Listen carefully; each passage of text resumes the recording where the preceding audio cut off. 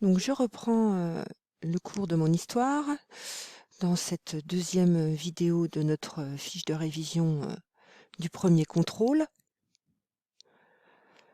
Donc j'étais en train de vous raconter que les produits de la photosynthèse pouvaient aussi donc constituer des réserves que j'avais mis donc, dans ce schéma bilan et que nous avons vu auparavant. Donc retenez bien ce schéma qui vous montre ce que deviennent les produits issus de la photosynthèse. Nous abordons maintenant le chapitre 3.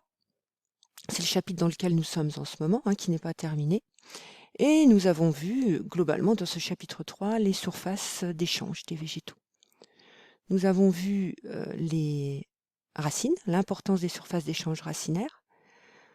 Alors, je vous rappelle en préambule de ce chapitre qu'il faut bien avoir conscience que les plantes sont des organismes à vie fixée, et que cette vie fixée impose des échanges sur place. Il n'y a pas de déplacement. Et on va voir que les végétaux sont très bien adaptés à leur vie fixée. Donc tout d'abord, l'importance des surfaces racinaires. On a vu des petites photos avec des poils absorbants. Alors là, on n'a pas fait le TP observation des poils absorbants, mais c'est tout simple. Il suffit de faire pousser des petites graines de radis et d'observer les poils en colorant. Donc revoyez cette petite partie où je vous mets un schéma qui vous montre bien que les poils absorbants sont très nombreux, bien sûr, je vous avais chiffré tout ça, mais aussi qu'un poil absorbant, c'est une cellule. C'est important de connaître la caractéristique exacte. Un poil absorbant, c'est une cellule bien sûr spécialisée, puisqu'elle est très allongée dans les échanges racinaires, dans l'absorption racinaire. Mais on a vu aussi que les végétaux sont très souvent associés à des ifs de champignons, donc des filaments de champignons, ce qu'on appelle du mycélium. Et ces filaments sont responsables de la mycorhisation des plantes. Ces filaments de champignons, donc je vous ai remis le petit schéma tout facile à retenir.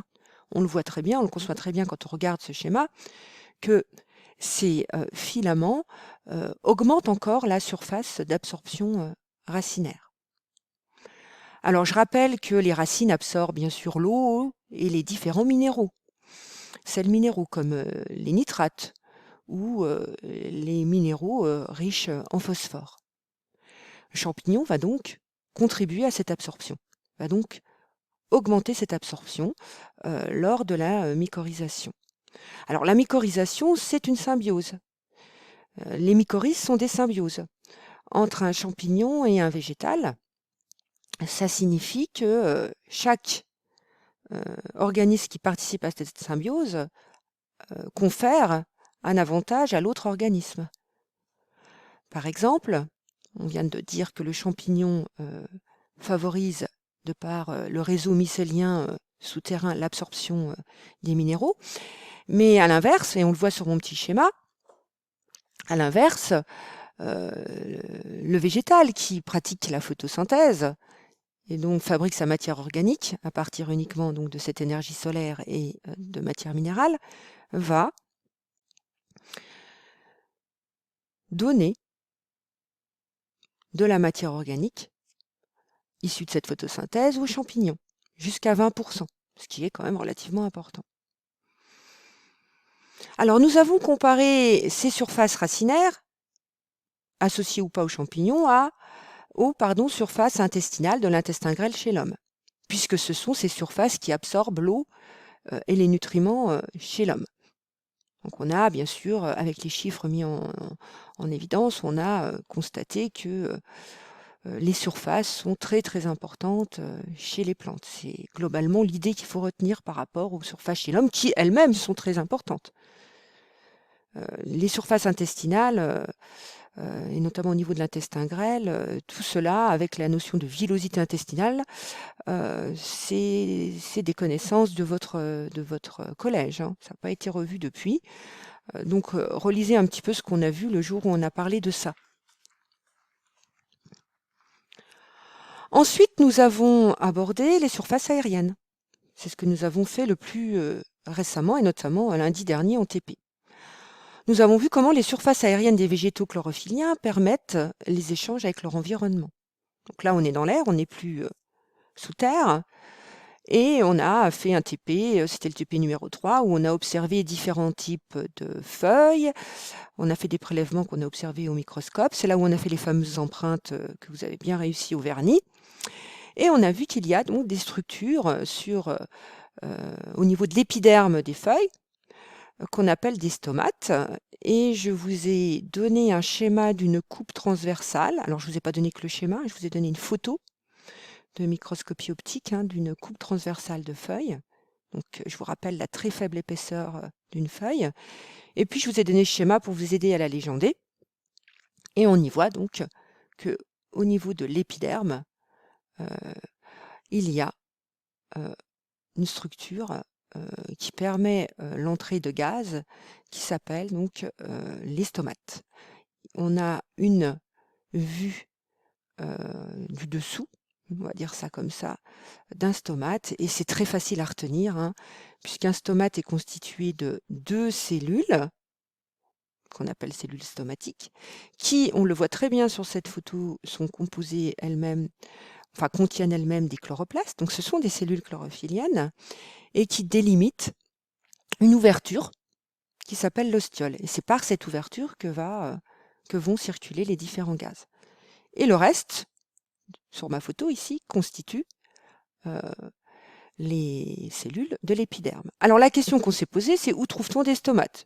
Sur la face inférieure, sur la face supérieure des feuilles, c'est-à-dire au niveau de l'épiderme de la face inférieure, au niveau de l'épiderme de la face supérieure, et on a vu que globalement, les végétaux possèdent des stomates sur la face inférieure. On a vu ça avec l'exemple de la feuille de Ginkgo biloba.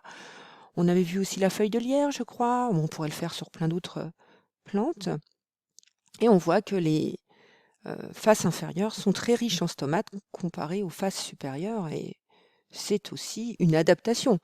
La face inférieure est protégée, est davantage protégée d'une luminosité excessive, d'une transpiration foliaire excessive par rapport à la face supérieure. Elle reçoit malgré tout de la lumière, cette face inférieure, donc les cellules peuvent pratiquer la photosynthèse. Je vous ai donné un schéma bilan que je vous invite à retenir, qui est tout simple. Une petite plante, alors on y voit les vaisseaux conducteurs, mais on y voit surtout le petit stomate, un exemple avec un stomate évidemment, et on voit la circulation des gaz. On aurait pu ajouter d'ailleurs le dioxygène qui ressort.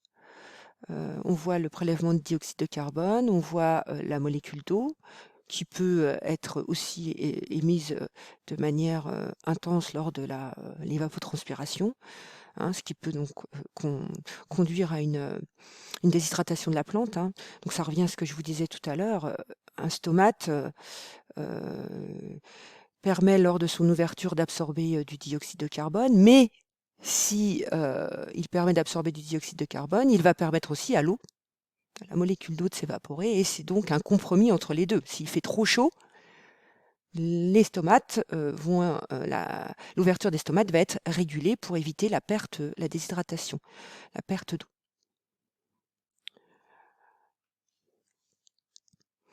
Alors, pour terminer, on s'est intéressé en fin de semaine à comment la croissance des plantes est-elle contrôlée. Et nous verrons d'ailleurs à ce sujet lundi la notion de méristème, c'est-à-dire de zone de croissance des plantes. Mais comment est-elle contrôlée? Eh bien, on a vu un TP très classique qui illustre une expérience historique qui s'intéresse donc au rôle d'une molécule organique qui s'appelle l'auxine. Donc c'est le dernier TP numérique que nous avons fait en cours avec Mesurim. Donc il faut que vous sachiez expliquer ce qu'est une phytohormone, une hormone végétale, ce qu'on appelle aussi un facteur de croissance, et c'est, comme je vous l'ai dit, plus facile à retenir puisqu'il y a le mot croissance dedans. Et puis, pour l'auxine, il faut avoir bien compris, en revoyant le TP numérique, déjà bien se mettre en tête l'intérêt des manipulations faites sur les coléoptiles, décapités, pas décapités, pour quelles raisons, mais ça on l'a vu. Donc reprenez ce qu'on a fait, et je vous rappelle d'ailleurs à ce titre que vous pouvez consulter l'intégralité du cours corrigé sur Perl Trees, et notamment du TP corrigé sur ce sujet. Et vous avez un petit schéma que vous auriez pu faire vous-même à la fin du TP, qui est très simple à retenir, qui montre qu'on a l'équivalent d'un coléoptile ici, et qui montre que l'auxine, son petit nom abrégé c'est AIA, est synthétisée à l'apex, c'est-à-dire à la pointe de ce coléoptile, et qu'ensuite elle est transportée dans le végétal, un transport vertical, jusqu'à des zones de croissance. C'est pour ça que quand les coléoptiles ont été décapités et qu'ils n'ont pas reçu d'auxine, de traitement à l'auxine, ils vont continuer à croître légèrement puisqu'il y a déjà de l'auxine dans les zones de croissance. Mais ils vont beaucoup moins bien croître que des coléoptiles décapités sur lesquels on a mis un petit bloc de gélose qui contient de l'auxine pour essayer de reproduire les conditions naturelles. Donc, c'est ce que je vous ai mis en dernier, synthèse et transport de l'auxine à l'apex d'une plante.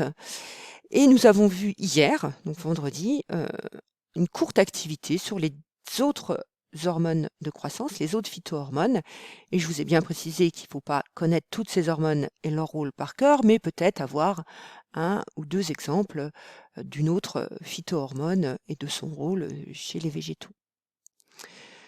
Voilà. Je termine par vous dire que lundi, donc le TP que nous ferons porte, comme je vous l'ai dit, sur les méristèmes, et que cette notion de méristème sera aussi à revoir pour le contrôle de jeudi.